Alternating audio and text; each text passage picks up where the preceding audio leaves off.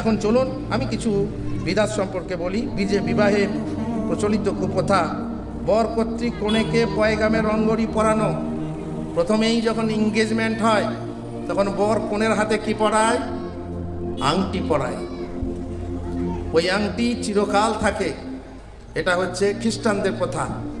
আস্তে আস্তে অমুসলমানদের কাছে এসেছে, আর আমাদের মুসলমানদের ঘরেও সেই প্রথা ঢুকে পড়েছে। আর সেটাকে দাম্পত্যের সুখ ভাবা হয় এবং খুলে ফেললে অমঙ্গলের আশা করা হয়। তবে কোনো কোনো জায়গায় নাক ফুল আছে, আমার মনে হয় মেটিয়াবুরুজে নাক ফুল আছে। বিয়ে হলে কি দিতে হয়? নাক ফুল দিতে হয়। আর যার স্বামী আছে নাক ফুল খুলতে পাবে না।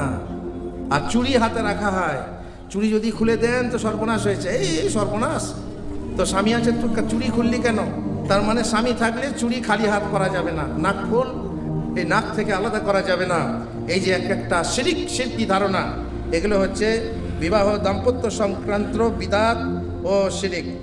কোন দিনকে কোন মাসে বিয়ে নেই, কোন দিনে বিয়ে নেই, এরকম ধারণা করা, এগুলো হচ্ছে কোথাও শিরিক, কোথাও বিদাত। বিয়ের কথা চলাকালীন কোণে ডিম ভাঙলে বিয়ে ভেঙে যায়, এক ভারী কারেকশন। কোণে যদি ডিম ভাঙে তো বলছে কি ভেঙে যাবে? বিয়ে ভেঙে যাবে, ডিম ভাঙিস না। বুঝলেন না? এটা শুনতে কেমন লাগছে, তাই না?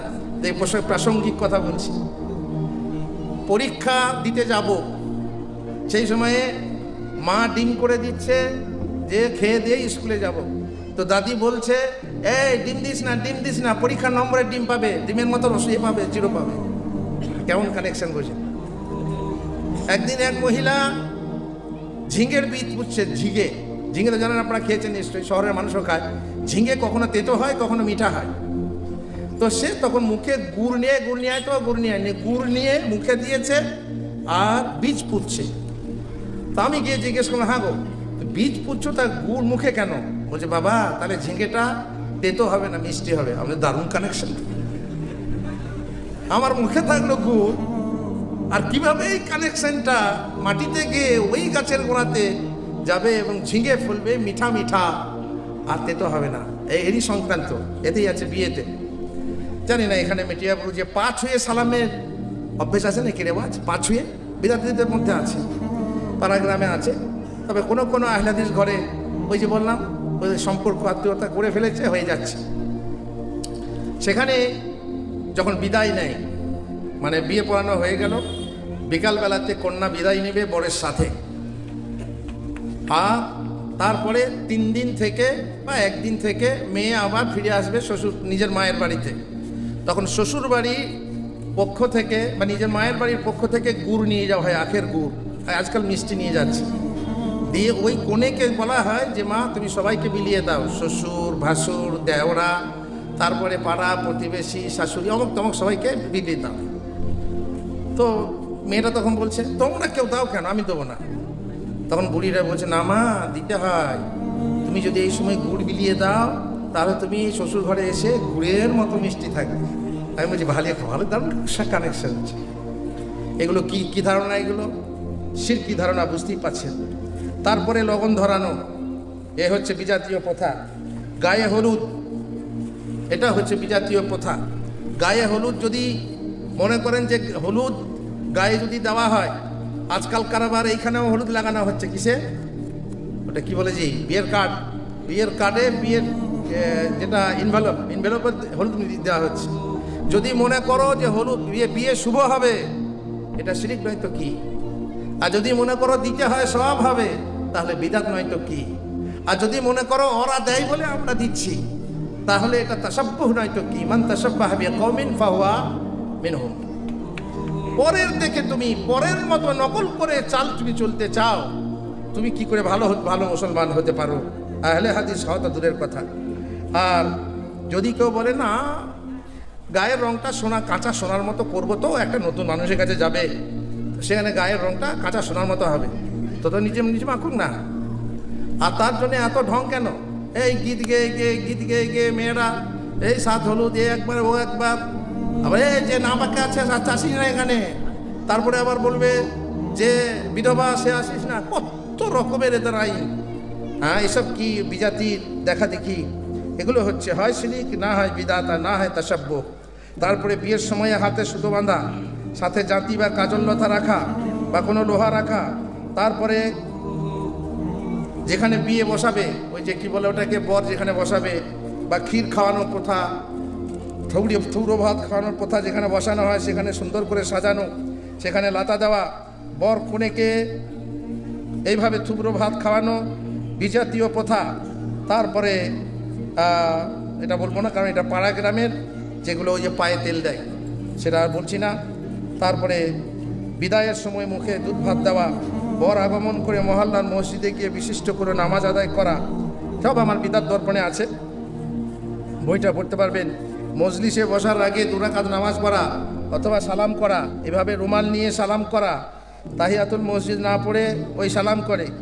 মসজিদে বেনামাজি, অপবিত্র, ধূমপাই ইত্যাদি বর বা কনে যাত্রী রেখে সেখানে মসজিদের মান নষ্ট করা হয় বিয়ে রেখে। তারপরে পীঠতলায় বরের সালাম করা, আলমতলায় যেখানে কনেকে বসানো হয়, বরকে বসানো হয়, সেখানেও সালাম করা, ঝুঁকে মাটি বা বিছানা ছুঁয়ে সালাম করা, দর্শককে বা উপস্থিত মজলিসকে ওইরূপ সালাম করা। আসসালামু আলাইকুম বলে সালাম করতে হয়, সেটা জানে না জানে না আল্লাহ ভালো জানে। নামমাত্র মোহর বাঁধা আর আদায় না করা বা না করার নিয়ত রাখা, মানে আদায় করতে হয় না। যখন যদি বলা হয় 10 লাখ টাকা মোহর বাঁধ, তখন 5 থেকে শিখে রাখলে পরে 5 থেকে বোনায় শিখতে হয়, দিতে হবে না তো, বাঁধুক না যা বাঁধুক। তারপরে বিজোর মোহর বাঁধা, বিজোর স্ত্রীকে ফাঁকি দেওয়ার ব্যবস্থা করা, এটা এইরকম ধরনের বিদাত চলে আসছে। বিয়ে পড়ানোর সময় আপনাদের নিয়ম আছে, উকিল বাবা যায় মেয়ের কাছে এজেন্ট আনতে, আছে গো?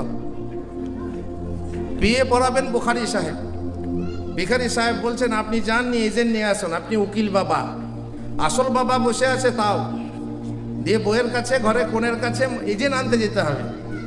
দিয়ে আমি গিয়ে বলছি অমুক জায়গা থেকে অমুকের ছেলে অমুক এত টাকা দেনমোহরের বিনিময়ে তোমাকে বিয়ে করতে এসেছে, তুমি কি বিয়ে কবুল করছো? তখন ওই শাড়ি টাঙানো আছে, এখানে তো পর্দা, বেপর্দা পরিবেশ হলো, ওই সময়ে দাড়িওয়ালারা এসেছে, একটা শাড়ি টাঙতেই হবে, শাড়ি টেঙে দিয়ে বিয়েকে কবুল বলানো হয়, শাড়ি টেঙে দিয়ে। সেখানে শাড়ির আড়াল থেকে একটা হু শব্দ আসছে, তো আমি বাবা জানবো কি করে হুঁটা কে বললো? আমাকে উকিল বাবা করা হলো, তো আমি জানবো কি করে যে বিয়েতে হুঁটা কে বললো? ওই মেয়ে বললো না অন্য মেয়ে বললো? আল্লাহর কসম করে বলছে, আমি প্রায় মজলিসে এটা বলি, আমার একটা মেয়ে বলেছে যে, তখন 14-15 বছর বয়স, মেয়ে খুব লজ্জা ছিল, বলছে আমি লজ্জাতেই হুঁ বলতে পারিনি, আমার পাশে আমার হয়ে আমার খালা হুঁ বলে দিয়েছে। আর আমি বাবা বুঝতে পেরেছি যে কোনে কোনে হুঁ বলেছে। দেশে বললাম তুম কোন হ্যায়? मैं उकील हूँ। तुम कौन है? गवाह हूँ। क्या सुना? तो बीबी इजन दिया, बीबी बालेगा है। কি বললো? বলছে হুঁ বলেছে।